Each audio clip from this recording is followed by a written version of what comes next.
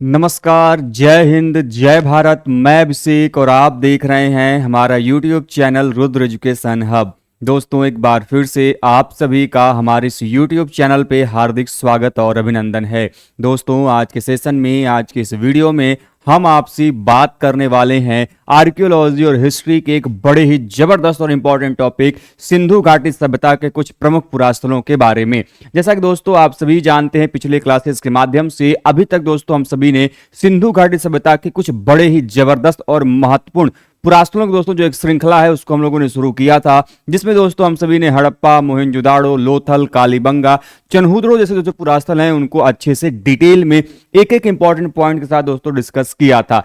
आज के इस सेशन में दोस्तों हम आपसे बात करने वाले हैं इसी हड़प्पा सभ्यता के एक बड़े ही महत्वपूर्ण पुरास्थल जिसका नाम है दोस्तों धौलावीरा।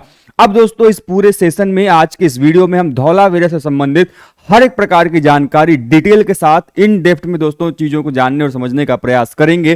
तो इसके पहले कि दोस्तों आज के सेशन की हम शुरुआत करें, जल्दी दोस्तों आप सभी जुड़ जाइए। चैनल पर नए हैं दोस्तों, चैनल को सब्सक्राइब कर लीजिए, साथ ही बेल आइकन को प्रेस कर लीजिए, जिससे कि दोस्तों आप सभी के पास वीडियोस की लेटेस्ट नोटिफिकेशन सबसे पहले आप सभी तक पहुंचती रहे।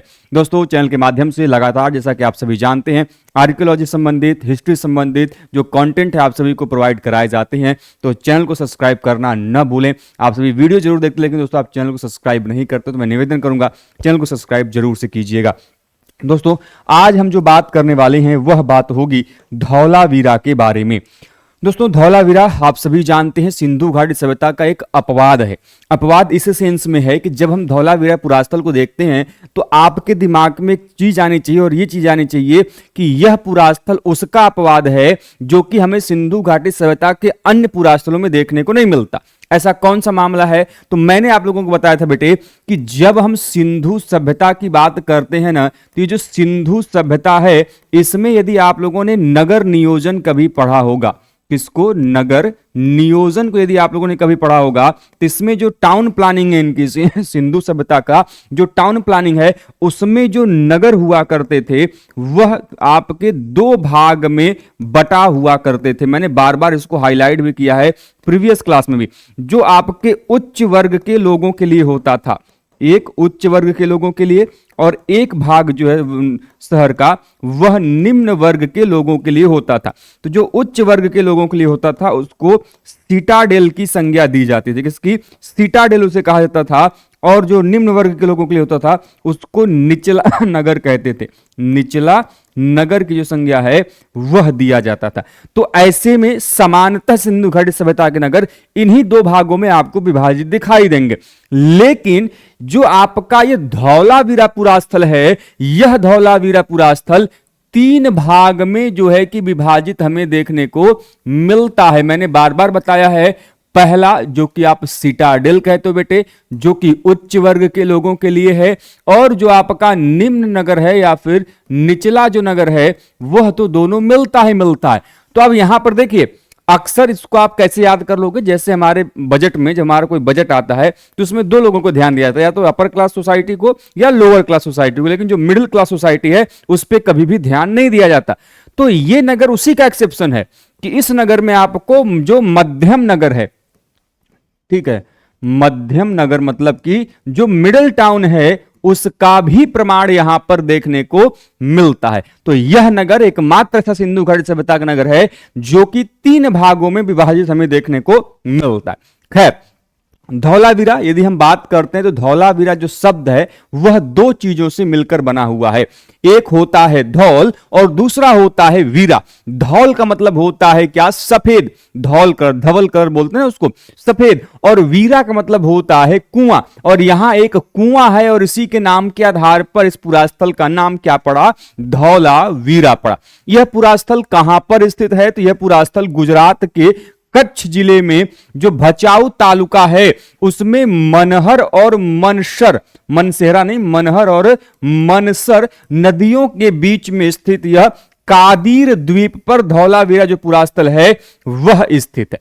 कहां पर है? गुजरात के कच्छ जिले में मनसर और मनहर दो नदियां हैं। याद रखिएगा, आपके एग्जाम में बहुत ज्यादा महत्वपूर्ण है। इन दो नदियों के बीच में यह पुरास्थल स्थित है। यदि आप लोगों ने इसके टाउन प्लानिंग को कभी पढ़ा होगा तो आपको इसके बारे में पता होगा कि एक तरफ जो है आपका मनहर नदी है ये वाली, और एक तरफ है बेटे आपका मनसर नदी, और इन्हीं दोनों नदियों के बीच में ये जो नगर है वह हमें देखने को मिलता है।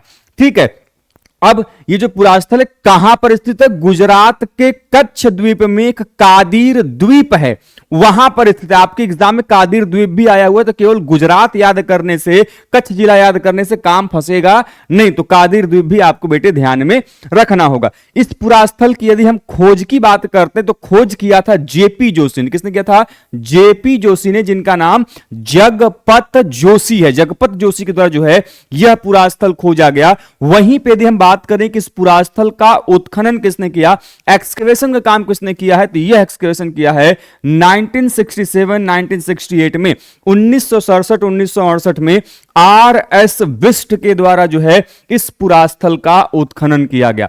कब? 1967-1968 के बीच में यह जो पुरास्थल है इसकी खोज की गई थी। किसकी? आर.एस. बिष्ट के द्वारा धौलावीरा पुरास्थल। ध्यान रखिएगा, ये 1967-1968 का काल वही है जब एसीएल कार्लाइल के द्वारा विंध्यन क्षेत्र में सर्वप्रथम जो प्रागैतिहासिक शैल चित्रकला है सुहागी घाट वाला, वो भी खोजा गया था। और उसी दौरान जो है कि मध्य पाषाणिक उपकरण जो है वह भी खोजे गए थे सबसे पहले उसी विंध्यन क्षेत्र में। तो टाइमलाइन आपको ध्यान में रखना है। खैर, इस धौलावीरा को किन अन्य नामों से, किन उपनामों से जानते हैं? तो पुरातत्वविदों ने, हिस्टोरियंस ने जो है कि धौलावीरा को एक भव्य लेक सिटी के रूप में आइडेंटिफाई किया। तो कल को यदि आपके एग्जाम में क्वेश्चन आता है कि सिंधु घाटी सभ्यता का कौन सा नगर लेक सिटी के रूप में जाना जाता है, तो वह है आपका धौलावीरा पुरास्थल, जिसे हम लेक सिटी की भी संज्ञा देते हैं। इसकी विशेषता क्या है? और आपके एग्जाम का क्वेश्चन भी आता है कि सिंधु घाटी सभ्यता का कौन सा पुरास्थल है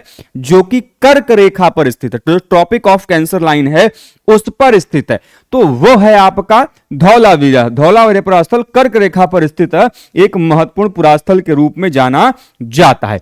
ठीक है, दूसरी विशेषता, यहां से हमें हड़प्पा सभ्यता की प्रथम खगोलीय प्रयोगशाला, first astronomical observatory of Indus valley civilisation, और आपके एग्जाम का क्वेश्चन ये पूछा गया है बार बार कि सिंधु घाटी सभ्यता के किस पुरास्थल से हमें खगोलीय प्रयोगशाला के प्रमाण मिले हैं, एस्ट्रोनॉमिकल ऑब्जर्वेटरी के प्रमाण मिले हैं, that is from Dholavira archaeological site. ठीक है, इसके अलावा यहीं से आपके धौलावीरा से ही जो है कि रेक्टेंगुलर अर्थात आयताकार या फिर क्वाड्रेंगुलर या फिर चतुष्कोणीय नगर जो है था, जो कि 3 भागों में विभाजित था। अब आपके एग्जाम का बड़ा इंपॉर्टेंट क्वेश्चन है कि धौलावीरा की जो योजना है, जो प्लान है, वह किस आकार का है? आइदर रेक्टेंगुलर है या फिर क्या है, क्वाड्रेंगुलर जो है देखने को मिलता है। और यह नगर जो कि मैंने आपको शुरू में ही बताया कि 3 भागों में विभक्त था। ठीक है, दुर्ग का क्षेत्र, मध्य नगर और नगर काशल का क्षेत्र। ठीक है, अब ये जो आपका क्षेत्र है काशल, बेली और मध्यनगर सिर्फ और सिर्फ कहां से मिलते हैं? धौलावीरा से ही प्राप्त होते हैं। और इन तीनों भागों की अलग अलग किलेबंदी की गई थी। मैंने आप लोगों को जब सिंधु घाटी सभ्यता पढ़ाया तो बताया कि सिंधु घाटी सभ्यता में, इंडस वैली सिविलाइजेशन में टाउन प्लानिंग की एक बड़ी खासियत यह भी है कि उनकी चारों तरफ हमें क्या मिलता है? फोर्टिफिकेशन का जो प्रमाण है। ठीक है, चहर दीवारी के या फिर कह सकते हैं किलेबंदी के किए जाने का जो प्रमाण है वह भी देखने को मिलता है। और अधिकांशतः यदि हम देखें सिंधु घाटी सभ्यता में जो नगर हुआ करते थे, तो उनके नगरों का जो ऊपरी भाग होता था, खासकर जिसको हम लोग क्या बोलते हैं, सिटाडेल, उन्हीं सिटाडेल को जो है क्या कहता था? फोर्टिफाइड कहता था। लेकिन यहां पे जो तीनों नगर हैं आपके, लोअर टाउन, मिडल टाउन और आपका सिटाडेल वाला एरिया, इन तीनों नगरों को अलग अलग जो है, सिटाडेल को अलग, मिडल टाउन को अलग, लोअर टाउन को अलग अलग जो है यहां पे क्या किया गया? फोर्टिफाइड किया गया है। ठीक है, तदुपरांत इन तीनों का सम्मिलित रूप से एक दुर्गीकरण किया गया। समझिएगा, मान लीजिए कि यह एक पूरा क्या है? सिटी है। अब इसमें 3 नगर हैं। ठीक है, यह 3 यहां पे स्थिति बताई गई। तो एक तो पहले इनको चारों तरफ से अलग से फोर्टिफिकेशन मिला है। ठीक है, अलग अलग, और एक जो है इनके चारों तरफ कॉमन रूप में जो है इनको फोर्टिफिकेशन किया गया। तो एक अलग अलग, मतलब तीनों नगरों के अलग अलग फोर्टिफिकेशन मिलते हैं, और दूसरा जो है इनको तीनों को एक सम्मिलित रूप में जो है दुर्गीकरण किया गया है। तो धौलावीरा का जो मध्यम नगर है, मैंने आप लोगों को बताया कि ये आपका इकलौता यहाँ पे है, और इसकी एक दीवार 360 गुणे 250 मीटर घिरा था, जिसमें 4 प्रवेश द्वार के प्रमाण मिलते हैं, और संपूर्ण धौलावीरा के तीनों भाग 2 प्रवेश द्वारों से जो है हमें देखने को घिरे हुए देखने को मिलते हैं। ठीक है, अक्टूबर 2014 में एक आयताकार कुएं का स्टेप वेल का प्रमाण मिला, जिसमें 31 सीढ़ियों वाला जलाशय की प्राप्ति हुई है, और इसे जो है विश्व का सबसे बड़ा जलाशय अवशेष माना गया है। यह 73 मीटर लंबा और 29 मीटर चौड़ा और 10 मीटर गहरा जो है हमें देखने को मिलता है।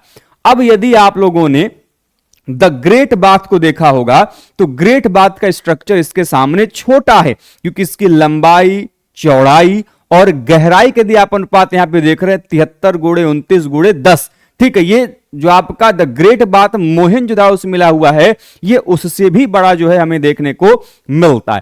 ठीक है, मोहनजोदाड़ो के बृहद स्नानागार से यह 3 गुना अधिक बड़ा है, और इस विशाल जलाशय को संभवतः मोहनजोदाड़ो के बृहद स्नानागार की तरह जो है प्रयोग में लाया जाता था। यहां पर एक 12.80 मीटर लंबा तालाब भी मिला है, जिसमें वर्षा का पानी एकत्र करने के लिए 24 गुणे 70 मीटर के आकार का जल मार्ग बनाया गया। तो यहां पे वाटर रिजर्वायर के भी प्रमाण मिल रहे हैं कि इन केस यदि हमें बारिश होती है तो वर्षा के पानी को हम क्या करें, एकत्र करें, कलेक्ट करें, और उसका यूज जो है फर्दर दूसरे कार्यों में लाया जा सके। तो इस प्रकार के भी जो प्रमाण है हमें यहां पे धौलावीरा में देखने को मिलता है। ठीक है, इसके अलावा धौलावीरा जो है आपके सिंधु घाटी सभ्यता के प्राक काल को, विकसित काल को और उत्तर हड़प्पा काल, इन तीनों कालों के बीच में जो है एक सातत्य को दर्शाता है। मतलब मैंने आप लोगों को बताया था बेटे कि जो सिंधु घाटी सभ्यता है, इंडस वैली सिविलाइजेशन है, इनको बेटे हम 3 कालों में बांट के पढ़ते हैं। ठीक है, कौन कौन सा? तो आप पढ़ते हैं प्राक हड़प्पा काल, जिसे आप प्री हड़प्पन कल्चर कहते हो। दूसरा आप बेटे कहते हो विकसित हड़प्पा काल, जिसे आप मैच्योर हड़प्पन कल्चर कहते हो। और तीसरा बेटे आप कहते हो उसको उत्तर हड़प्पा काल, जिसको आप लेट हड़प्पन कल्चर कहते हो। तो इन 3 कालों में बांट के पढ़ा जाता है। अब सभी पुरास्थल इन 3 कालों से संबंधित नहीं है, कुछ एक आपके प्री हड़प्पा संबंधित है, कुछ मैच्योर हड़प्पा संबंधित है, कुछ लेट हड़प्पा संबंधित है, कुछ एक से ज्यादा संबंधित है। लेकिन ये जो धौलावीरा पुरास्थल है, इसकी शुरुआत, इसका जो निर्माण है, इसका जो ओरिजिन है, उद्भव है, वो प्री हड़प्पन कल्चर में ही हो जा रहा है। और प्री हड़प्पन कल्चर के बाद ये विकसित हड़प्पा कल्चर में भी बन रहा है, मैच्योर हड़प्पा कल्चर में भी, और जो है आपके जो नॉर्थ आपका लेट हड़प्पा कल्चर है उसमें भी इसका जो प्रमाण है वह देखने को मिलता है। तो ये एक ऐसा सिंधु घाटी सभ्यता का पुरास्थल जिसके आधार पर यह कहा जा सकता है कि यह जो आपका नगर है, ठीक है, यह तीनों कालों में बना रहा, प्री, मैच्योर और लेट हड़प्पा में।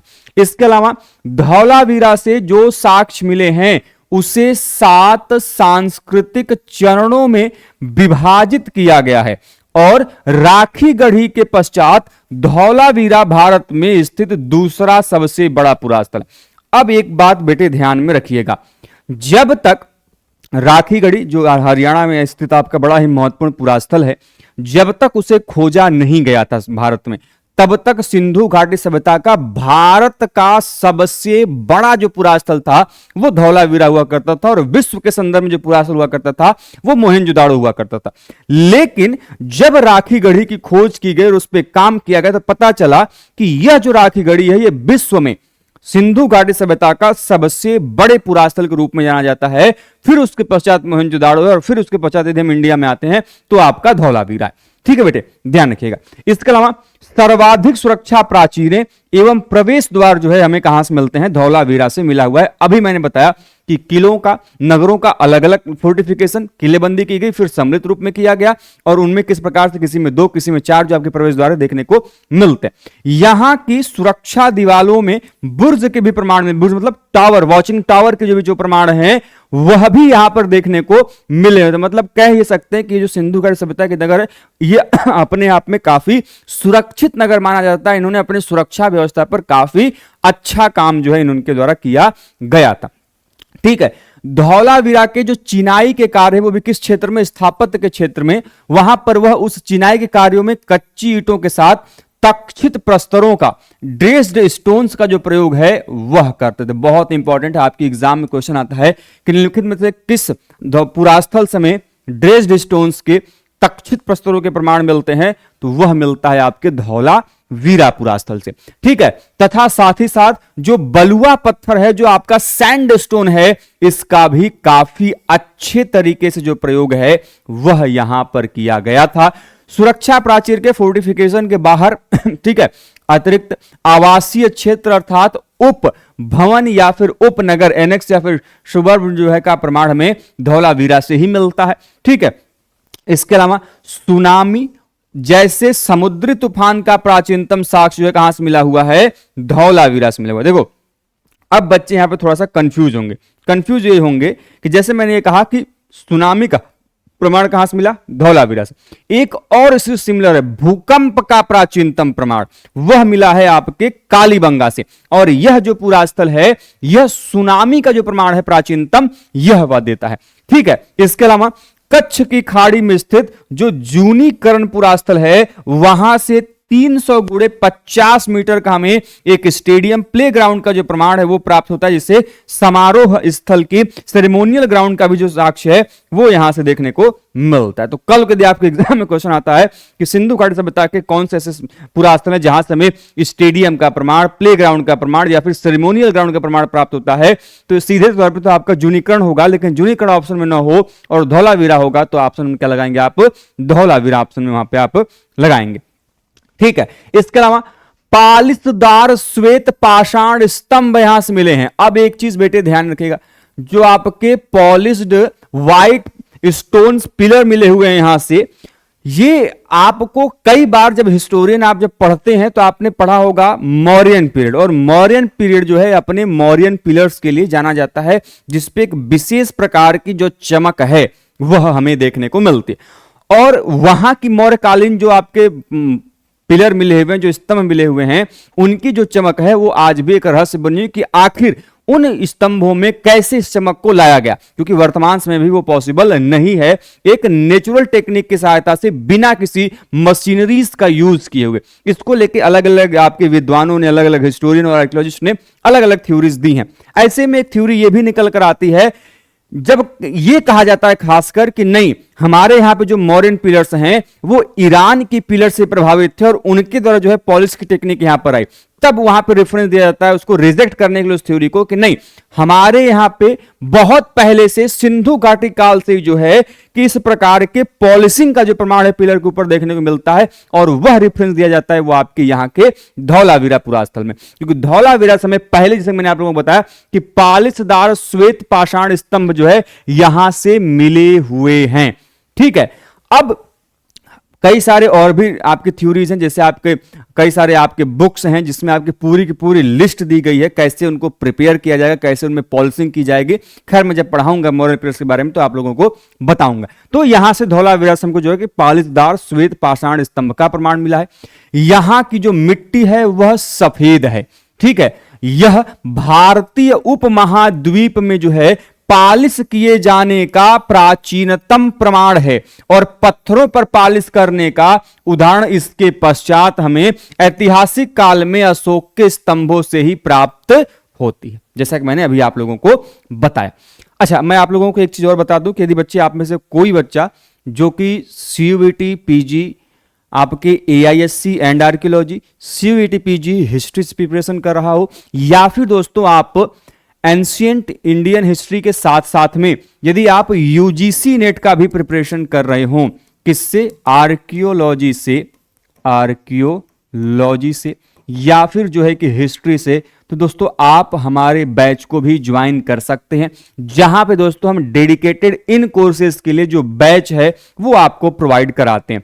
जिस बैच में दोस्तों आपको लाइव क्लासेस के साथ साथ हर एक लाइव क्लासेस के रिकॉर्डिंग भी आपको मिलेगी, जिससे कि यदि आपकी कोई क्लास छूट जाती है या फिर आप उस क्लास को नहीं कर पाते हैं किसी भी अवस्था में, तो आप उसको वापस से कभी भी कितनी भी बार देख सकते हैं। इसके साथ में लाइव क्लासेस के साथ साथ हम आपको मॉक टेस्ट सीरीज, उस मॉक टेस्ट सीरीज में आपको पूरा कंप्लीट मॉक टेस्ट सीरीज जिसमें full length question paper, previous year question paper, model paper, important MCQs, ये सभी जो चीजें हैं आपको वहां मिलेंगी, और वो मॉक टेस्ट आपका अनलिमिटेड अटेम्प्ट वाला होगा। इसके साथ साथ हम आपको जो भी चीजें पढ़ाएंगे, एक जो ऑन स्क्रीन पढ़ाएंगे उनकी पीडीएफ और उस टॉपिक से संबंधित जो पीडीएफ है वो आपको प्रोवाइड किया जाएगा, और साथ ही साथ बुक्स की पीडीएफ, कोई ई मटेरियल अच्छा है आपको किसी भी टॉपिक के ऊपर तो भी आपको प्रोवाइड कराया जाएगा। ठीक है। इसके अलावा जो हमारी क्लासेस होती हैं वो दो मोड में होती है, एक थ्योरी मोड में, दूसरी एमसीक्यू मोड में। मतलब जो हमने आपको टॉपिक पढ़ाया थ्योरी मोड में, उसी टॉपिक से संबंधित हम रिवीजन के लिए, आपके टॉपिक के प्रिपरेशन के लिए जो है एमसीक्यूज भी आपको डिस्कस करते हैं, जो कि आपके पेपर के पैटर्न के हिसाब से होता है। तो यदि दोस्तों आप हमारे इस बैच को ज्वाइन करना चाहते हैं, चाहे वो CUET PG का बैच हो या फिर आपकी UGC नेट का बैच हो दोस्तों, तो आप हमें दिए गए नंबर पे कॉल या मैसेज के भी कर सकते हैं, या फिर सीधा दोस्तों हमारे जो प्ले स्टोर पे ऐप है रुद्र एजुकेशन हब, आप उसे सीधा डाउनलोड करके वहां से अलग अलग आपके ऑप्शंस दिए गए हैं, कोर्सेज के ऑप्शन है, डॉक्यूमेंट्स के ऑप्शन है, टेस्ट सीरीज के ऑप्शन है, वहां पे जाके दोस्तों आप सभी चीजों को प्राप्त भी कर सकते हैं। ठीक है। खैर, तो इतनी बातें हो गई। इसके अलावा मैंने आप लोगों को सिंधु घाटी सभ्यता, ये किस काल से संबंधित है बेटे? सिंधु घाटी सभ्यता है आपके आद्य ऐतिहासिक काल का पार्ट। क्या है? प्रोटो हिस्टोरिकल पीरियड का पार्ट। मैं यहां पे ये बातें क्यों कर रहा हूं? क्योंकि अभी जो अगली लाइन है यहां पे क्या लिखा है कि सैंधव लिपि के 10 अक्षर यहीं से प्रकाश में आए हैं, जिन्हें नाम पट्टिका या सूचना पट्ट अभिलेख साइन बोर्ड कहा गया है। मैं ऐसा क्यों कर रहा हूं? मैं आपको प्रोटो हिस्ट्री में यहां पर शब्द क्यों यूज कर रहा हूं? बिकॉज मैंने आप लोगों को पढ़ाते समय बताया था बेटे कि हमारी जो हिस्ट्री है ना, उसको 3 भागों में बेटे हम क्लासिफाई करते हैं।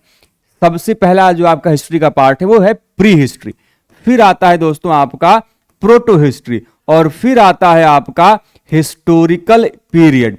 ठीक है, मतलब प्रागैतिहासिक काल, ठीक है, आद्य ऐतिहासिक काल, ठीक है, और ऐतिहासिक काल।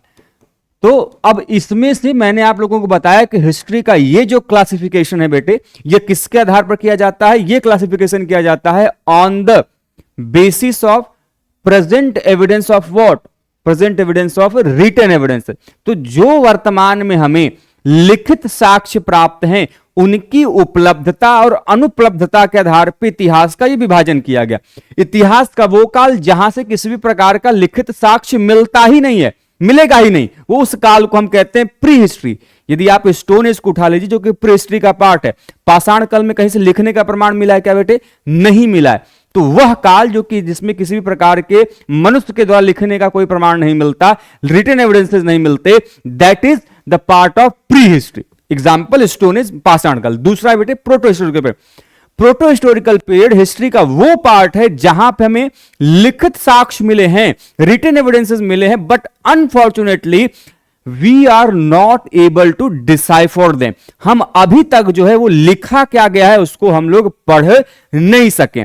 अब वो जो लिख के गए हैं वो वही जाने भैया। जैसे डॉक्टर लिखता है दवाई ना पर्चे पे, कि डॉक्टर ने पर्चे पे दवाई लिख दिया तो आपके बस की बात नहीं है, वो सीधा उठेगा डॉक्टर के ऑफिस से और जहां मेडिकल शॉप पे जाएगा, उन्हीं दोनों के बीच में वो कन्वर्सेशन चल रहा है। आप जाइए, वो बात अलग है कि सरकार ने हालांकि नियम जारी कर दिया है कि आप जो भी दवाएं लिखेंगे स्पष्ट लिखेंगे, जो कि क्लियर होगा, लेकिन खैर वो उन दोनों के बीच की बात है। तो ना सिंधु घाटी सभ्यता के लोग हैं न उनको डिसाइफर करने वाले लोग हैं। तो अभी जो है कि सिंधु घाटी सभ्यता उस फेज में आता है जिसमें कि हमें लेखन कला का प्रमाण मिला है, लेकिन वो लिखा क्या है ये पढ़ा नहीं जा सका।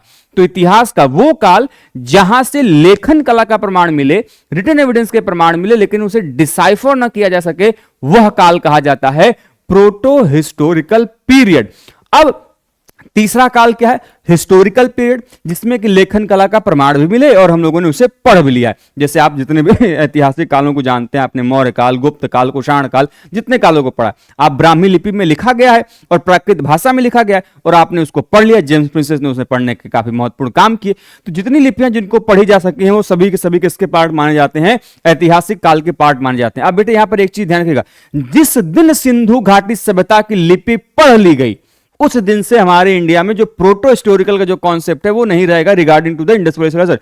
फिर सिंधु घाटी सभ्यता किसका पार्ट हो जाएगा? हिस्टोरिकल पीरियड का ऐतिहासिक काल का भाग यह माना जाएगा, क्योंकि बेसिक कॉन्सेप्ट क्या कहता है प्रोटो हिस्ट्री का? इतिहास का वो काल जहां से लिखित साक्ष्य प्राप्त होता है लेकिन हम उसे पढ़ नहीं पाते। इतनी महाभारत कहानी मैंने इसलिए आप लोगों को बताई क्योंकि यहां पर दिया है कि सैंधव लिपि के 10 अक्षर मिले। तो सिंधु घाटी सभ्यता मैंने बताया कि लिखने का प्रमाण मिला है, लेखन कला का प्रमाण मिला है। तो इंडस वैली सिविलाइजेशन जो है बेटे, इंडस वैली जो सिविलाइजेशन है, सिंधु घाटी सभ्यता जो है, इसकी लिपि जो सैंधव लिपि है, आप उसको किस नाम से जानते हैं? उसे आप चित्रात्मक लिपि, जिसको आप पिक्टोग्राफी के नाम से जानते हैं, या फिर इसी को जो है हम लोग बोस्ट्रोफेडन के नाम से जानते हैं, बोस्ट्रोफेडन स्क्रिप्ट के नाम से जानते हैं, बोस्ट्रोफेडन, जिसको आप लोग भावात्मक या फिर चित्रात्मक लिपि के नाम से जानते हैं, क्योंकि यहां पे जो चित्र हैं, जो आपके लेखन कला है, वो चित्रों के माध्यम से, प्रतीकों के माध्यम से लिखी गई है, न कि अल्फाबेटिक है। ठीक है, खैर मैं आप लोगों को सिंधु घाटी सभ्यता की लिपि नहीं पढ़ा रहा हूं, फिर भी आपको थोड़ी सी जानकारी मैं दे दूं। अभी आप लोगों ने देखा होगा कि तमिलनाडु के जो आपके चीफ मिनिस्टर हैं एम.के. स्टालिन, उन्होंने आपके इसके लिए प्राइज भी दिया है $1 मिलियन का, कि भैया ऐसा कोई व्यक्ति जो कि सिंधु घाटी सभ्यता की लिपि को पढ़ दे, हम उसको $1 मिलियन देंगे, क्योंकि अभी तक ये पढ़ा नहीं गया। तो कहने का मतलब यह है कि सिंधु घाटी सभ्यता का सबसे बड़ा जो लिखित प्रमाण है वो कहां से मिला है? वो आपके धौलावीरा से मिला है, जो कि 10 अक्षरों वाला है। और ये मिला कहां था? धौलावीरा का जो एंट्रेंस गेट है वहां से यह मिला हुआ था, जिसको हम लोग साइन बोर्ड के नाम से जानते हैं। गिरा हुआ साइन बोर्ड धौलावीरा के उत्तरी द्वार के पास जो है मिला था। आकार में यह जो आपका है 3 मीटर लंबा है, और लकड़ी के तख्ते पर जिप्सम से लिखा गया था, और यहां से एक अन्य 4 अक्षरों वाला साइन अभिलेख भी जो है, बोर्ड भी जो है मिला हुआ है, जिसे सैंधव सभ्यता का बलुआ पत्थर पर लिखित प्राचीनतम अभिलेख माना गया। तो जो 10 अक्षरों वाला है वह लकड़ी के ऊपर जिप्सम का प्रयोग करते हुए लिखा गया, और जो 4 अक्षरों वाला है वह किसका प्रयोग करते हुए लिखा गया है? जो आपके सैंड स्टोन है, जो बलुआ पत्थर है, उसका प्रयोग करते हुए लिखा गया है। हालांकि सिंधु घाटी सभ्यता के लिपि को पढ़ने का प्रयास बहुत लोगों ने किया, उसमें सबसे अग्रणी माने जाते हैं आस्को परपोला, और इसके अलावा आपके दक्षिण भारत के एक महादेवन भी हैं, उन्होंने भी काम किया है। लेकिन वर्तमान समय में भी विश्व स्तर पर इसे डिसाइफर्ड नहीं माना जाता है, इसे पढ़े जाने योग्य भी नहीं माना जाता, क्योंकि इसमें जो चीजें हैं वो यदि अल्फाबेटिक फॉर्म में होती, अक्षरों के रूप में लिखी गई होती, तो जो पढ़ लिया गया होता, जबकि इसी के समकालीन आपकी जो अन्य सभ्यताएं हैं उनकी लिपियां पढ़ी जा चुकी हैं। खैर आगे बढ़ते हैं। धौलावीरा में जल प्रबंधन, वाटर हार्वेस्टिंग का अति विशिष्ट जो प्रमाण है वह देखने को मिलता है। ठीक है, यहां पे मैंने आप लोगों को बताया कि मनसर और मनहर 2 नदियों पर यहां पर डैम बनाकर जल संग्रह किया गया था। यहां से 16 से अधिक विशाल तालाबों के प्रमाण मिलते हैं, जिसमें वर्षा का पानी जो है, जल जो है एकत्रित करने के लिए जल मार्ग भी बनाया गया। अभी जब मैंने आप लोगों को वहां पे जो बताया था ना कि एक बहुत बड़े क्या मिलता है, वाटर रिजर्वायर का प्रमाण मिलता है, मैंने शुरुआत में वीडियो में बताया था, ये वही बात कर रहा है कि किस प्रकार यहाँ पे तालाबों को बनाकर उनमें जल कैसे एकत्रित किया जाए, उस जल मार्ग का भी जो निर्माण है यहाँ पे किया जा रहा है। चट्टानों को काटकर जलाशयों का निर्माण, ठीक है, हमें अर्लीस्ट रॉक कट रिजर्वायर का प्राचीनतम जो साक्ष्य है वो भी यहीं से प्रमाण प्राप्त होता है। तो कहने का मतलब है कि ये सिंधु घाटी सभ्यता के उन उन्नत नगरों में था जो कि बड़ी ही विशिष्ट तकनीकों पे काम कर रहा था। देखिए आप यहाँ पे एस्ट्रोनॉमिकल ऑब्जर्वेटरी का प्रमाण मिल रहा है, यहां से सबसे बड़े जलाशय का प्रमाण मिल रहा है, यहां से आप देख रहे हैं कि लेखन कला का प्रमाण मिल रहा है, यहां से आप देख रहे हैं वाटर हार्वेस्टिंग का प्रमाण मिल रहा है, यहां से आपको अर्लीस्ट रॉक कट रिजर्वायर का प्रमाण, मतलब कि चट्टानों को काट कर जलाशय बना रहे। तो अपने आप में इनकी जो तकनीक है वो कितनी उन्नत रही होगी, वो भी बिना किसी वर्तमान की प्रकार की मशीनरीज के बिना। तो सोच लीजिए इन्होंने कितना टैलेंटेड रहे होंगे। यहां से पत्थरों के विविध प्रकार के जो बटकरे जो कि आपके वेटेज होते हैं, जिनके कि हम नापतौल करते हैं। आप जाते हो सामान लेने 1 किलो 2 किलो 3 किलो, 3 किलो नहीं होता, 1 किलो 2 किलो 5 किलो फिर 10 किलो फिर 20 किलो ऐसे होते हैं। तो ये जो आपके बटकरे हैं वो आपके वहां से मिले हैं, पत्थरों के बने हुए। नेवले की पत्थर की मूर्ति, ये बड़ा इंपॉर्टेंट है, नेवले की पत्थर की मूर्ति यहां से मिली है। गिरगिट छिपकली की प्रतिमा भी जो है यहां से मिला हुआ है, और धौलावीरा में राज्यसभा का भी जो अवशेष है, ठीक है, वह भी मिला हुआ है, बहुत इंपॉर्टेंट है जो कि, ठीक है। इसके अलावा यहां से प्राप्त अन्य महत्वपूर्ण साक्ष्यों में एक विशाल कांस्य का हथौड़ा, ब्रॉन्ज का बना हुआ जो हैमर है वह प्राप्त है। इसके अलावा कांसे का बना हुआ हत्थेदार दर्पण, हैंडल वाला जो आपका ब्रॉन्ज मिरर है, जिसको कि आप हाथ में हैंडल से पकड़ सकते हो, वैसा जो मिरर है ब्रॉन्ज का बना हुआ, वो भी यहां से मिला हुआ है। घोड़े की कलाकृतियों के अवशेष, घोड़े की कलाकृतियों के जो अवशेष है वह भी यहां से जो है हमें देखने को मिले हुए हैं। ठीक है, घोड़े को लेके देखो आपके एग्जाम में अक्सर क्वेश्चन पूछा जाता है, खासकर घोड़े की हड्डी कहां से मिली, सुरकोटद्वार से। घोड़े के दांत कहां से मिले, आपके राणा घुंडई से। घोड़े के आपके क्या कहते हैं मूर्तियां, तो घोड़े की मूर्ति दो जगह से मिली, एक रंगपुर और दूसरा जो है आपका लोथल से मिला हुआ है। घोड़े का अंकन मृद भांडों पे कहां मिला हुआ है, वह मिला हुआ है रंगपुर पे। और आपने देखा कि यहां पे घोड़े की जो कलाकृतियों के अवशेष है वो भी यहां पे मिले हुए। कुएं से पानी निकालने हेतु चमड़े का जो बैग है वो भी यहां से मिला हुआ है। यहीं से एक विशाल छेनी का जो चिजल है उसका भी जो प्रमाण है वो भी मिला हुआ है। और धौलावीरा के उत्तर हड़प्पा कालीन स्तर से लेट हड़प्पन फेज से बिना प्रतीक वाला आयताकार मुहर का प्रमाण मिला है। ठीक है, रेक्टेंगुलर सील का जो प्रमाण है वह यहां से देखने को मिलता है। आप सभी जानते हैं सिंधु घाटी सभ्यता जो पुरास्थल है यह अपने किस पुरास्थलों के किन कार्यों के लिए जानी जाती है, तो अपने मुहर के लिए, अपने क्या कहते हैं विशिष्ट लेखन शैली के लिए जानी जाती है। और इनकी मुहरों पे में अक्सर जो है कि किसी प्रकार के जो लेख हैं वह देखने को मिलता है। इसी में इनकी जो सबसे महत्वपूर्ण मुहर है वो है पशुपति की मुहर, जो कि मैंने आप लोगों को पढ़ाते समय बताया भी था कहां से प्राप्त हुई है, मोहनजोदाड़ो से प्राप्त हुई है, जिसमें हमें लेखन कला का तो प्रमाण मिलता ही मिलता है। और साथ ही उसमें 5 आपके प्रकार के पशु हैं जिनकी संख्या 6 है, क्योंकि हिरण की संख्या वहां पे 2 है। और उसमें जिस योगी की मुद्रा को उसमें अंकित किया गया है उसे विद्वान जो है कि आद्य शिव का रूप मानते हैं, प्रोटो शिवा का रूप उनको माना जाता है। तो स्टेटाइट के बने हुए जो आपके मुहर है सिंधु घाटी सभ्यता में सर्वाधिक उनका उपयोग किया गया। स्टेटाइट से बने हुए मुहर को हम लोग सेलखड़ी कहते हैं। ठीक है बेटे, तो ये कुछ जानकारी रही हमारे द्वारा आप लोगों को सिंधु घाटी सभ्यता के इस धौलावीरा पुरास्थल के बारे में।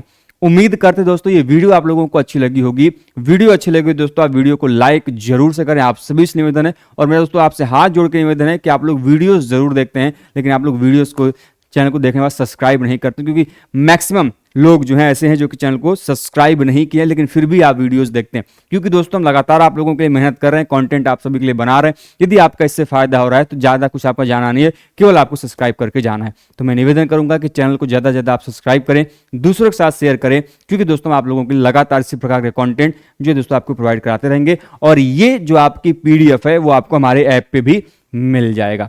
ठीक है, तो वीडियो कैसा लगा दोस्तों आप में कमेंट बॉक्स में बताना ना भूलें। हर एक आपका फीडबैक, हर एक आपका छोटा छोटा जो कमेंट है वो हमारे लिए हेल्पफुल होता है, हमको और भी अच्छा काम करने के लिए प्रेरित करता है। तो मिलते हैं दोस्तों नेक्स्ट सेशन में नए टॉपिक के साथ। तब तक के लिए आप स्वस्थ रहें, मस्त रहें। जय हिंद, जय भारत, हर हर महादेव।